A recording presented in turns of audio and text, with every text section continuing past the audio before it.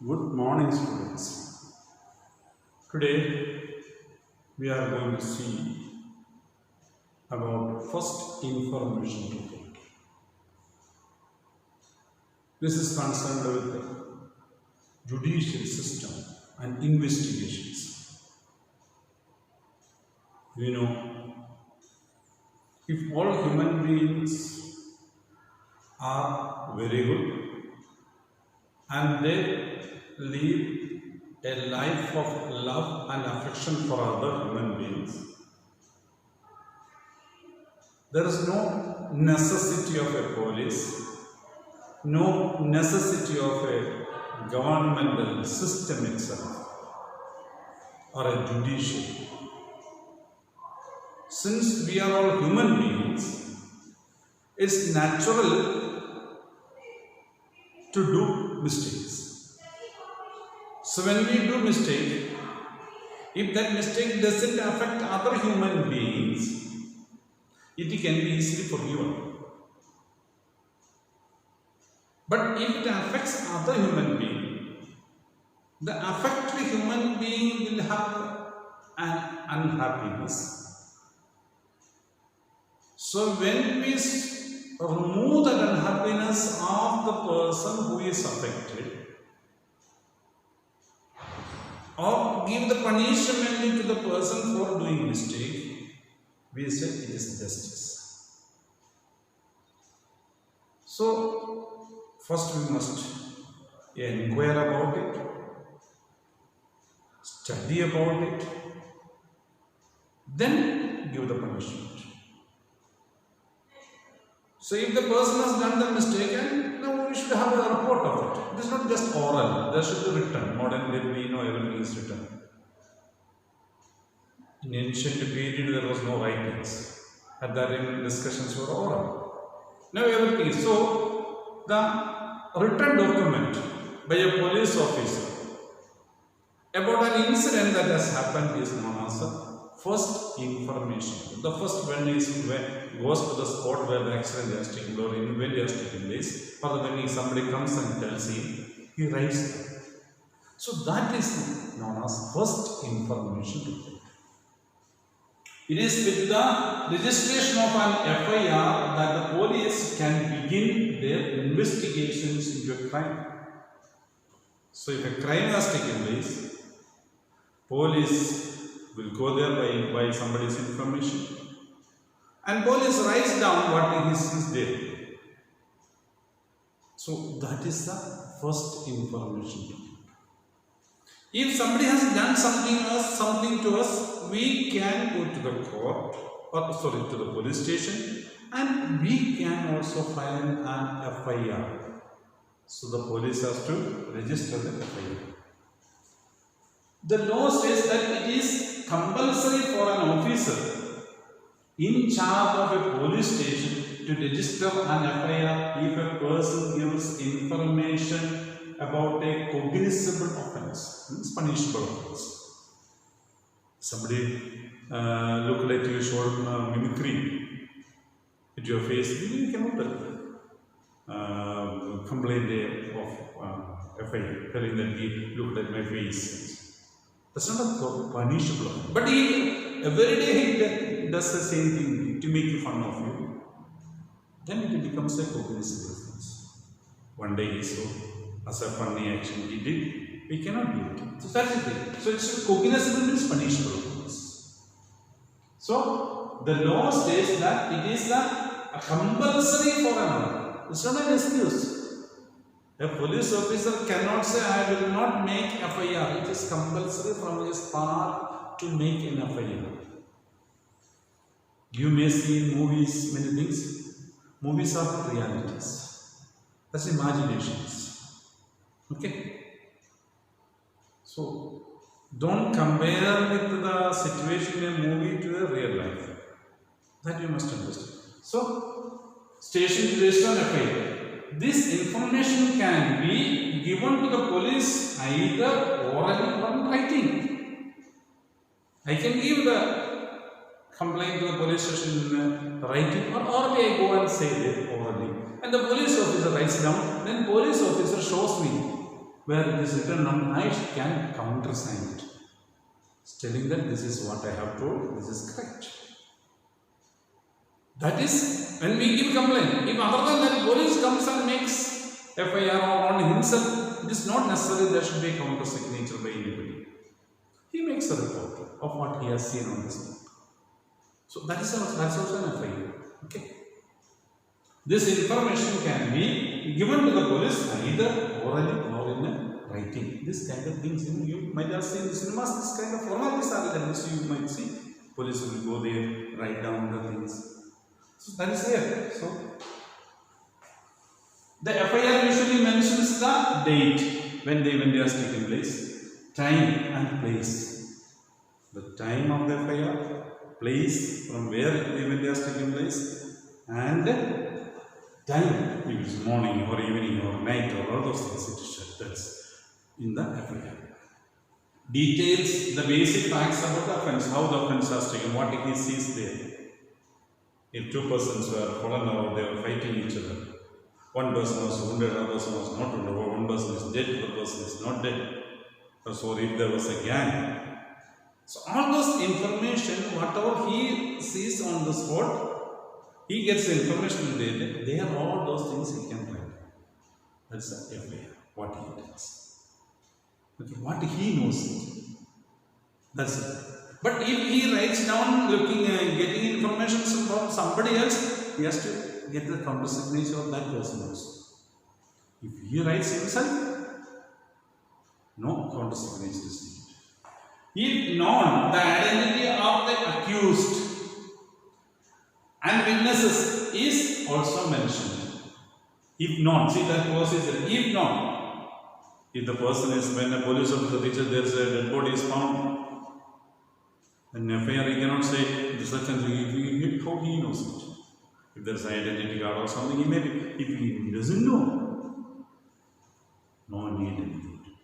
Just he saw a dead body, has to take the photo, not in period, and keep it. That's it. Not he cannot come to know the name of the individual. That later, but this is what he has found there in the FIR. That's it. So, accused, and if there are some witnesses who have seen it, who saw the dead body, that also can be mentioned. If their names are available, they are ready to tell that I have, then all those things can be mentioned in the FIR. The FIR also states the name or address of the complainant. If I am giving the complaint to the police station about somebody has troubled me, all the details of me should be written down in the complaint, in the FIR. It's compulsory. All my details, address, even modern build everything is going on to phone number. Phone number also should be mentioned. I don't have phone number, but modern period everybody is having mobile, because mobile phone address is available with the records or the company which gives them. So it should more the modern period, most of the things are linked to Aadhaar also. So government can identify. So now phone number is authentical or document with which they can communicate. So that all those things are needed. So there is a prescribed form in which the police registers an FIR and it is signed by the complainant. If I am giving, I must sign it. No excuse.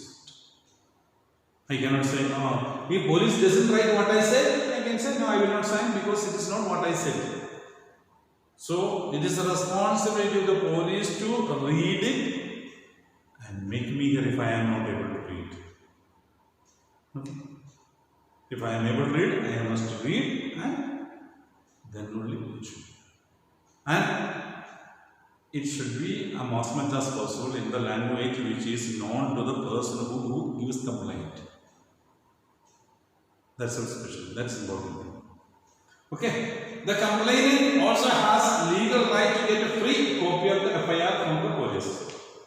So photostatic copy of that should be given to the, after my signature, a copy of that should be given. Where carbon copy, they used to give carbon copy and carbon copy is to be given. Nowadays everything is photostat. Xerox copies are copy they give. So that is available. It is available in all police stations, they have Xerox machines. So they give a Xerox copy of it. So that is the present situations. So all those things should be given to the citizen. for his knowledge and further things. Requirement for a procedure for arrest, detention and interrogation of any person. So if the police wanted to arrest after submitting FIR, only next step is taking this. Arresting the person who has done the mistake. And he should be questioned, that's interrogation. Procedures for arrest means method or step to take. Arrest, detention, keep him in the police custody, in the lockup for 1 day maximum. Then keep him in jail. So all those detention and interrogation. Interrogation is questioning. Don't think about the asking questions like in cinema, the police used to beat you a lot, and that is not reality. It is not permitted also. Police cannot use any force on any individual to get any information. That's absolutely illegal. Police have to use the scientific methods to get the information from the person. No force. Okay, that is it. So these are known as DK Basu guidelines. So these guidelines have come out from the Supreme Court of India after DK Basu has filed a case in the Supreme Court. So we come to know that the DK Basu guidelines. These are guidelines issued by the Supreme Court of India about arrest of a person, detention of a person, and interrogation, questioning of the person. The police officials who carry out arrest or interrogation should wear clear, accurate and visible identification. Means their name should be very clear. Okay, now all officers you can see, they wear name here. And they write Kerala, whatever police, Kannada police, or whatever it is, they write, they are IPS officer, all those things are seen in their dress. So the public should be able to identify the person who does it without asking. So it should be officially displayed. That is all. So the arrest and interrogation should wear clear, the nameplate should be very clear. Accurate, should be correct, and visible, should be seen to others. Should not be written in so much a stylish way that nobody understands. It should be clear and visible. And name tags with their designations. What is their post? Their SI or sub-inspector or DSP, SP, IG, whatever. That's why all ranks will have their identity, that's ranks. So all those things should be clear to the public, a person who is being questioned. A memo of arrest should be prepared at the time of arrest, means memorandum document, and it should be included the name and date of arrest. The time of the arrest should be mentioned, because within 24 hours this person should be produced in front of a magistrate. That is why time is compulsory. And date. So at what time he is arrested? Within 24 hours. So next, this arrest document should be shown to the magistrate. So within 24 hours he should be produced in front of magistrate, minimum. Okay. So he cannot be proceeded. There is no minimum maximum within 24. Before that they can produce. Okay. Cannot go beyond 24 hours. That's it. Even next minute they can take him to a magistrate and get short to magistrate. That's a different matter. But that's the time that's maximum given to police officer to keep a person before producing to magistrate or a judge. It should also be attested by at least one witness that he is arrested. Another witness, a person who has seen that he is arrested, should be documented, written. And could include a family member, it can be a family member or the person arrested. So anybody should be informed. That is compulsory. If his person is arrested from here, anybody who is there should be a family member. Okay?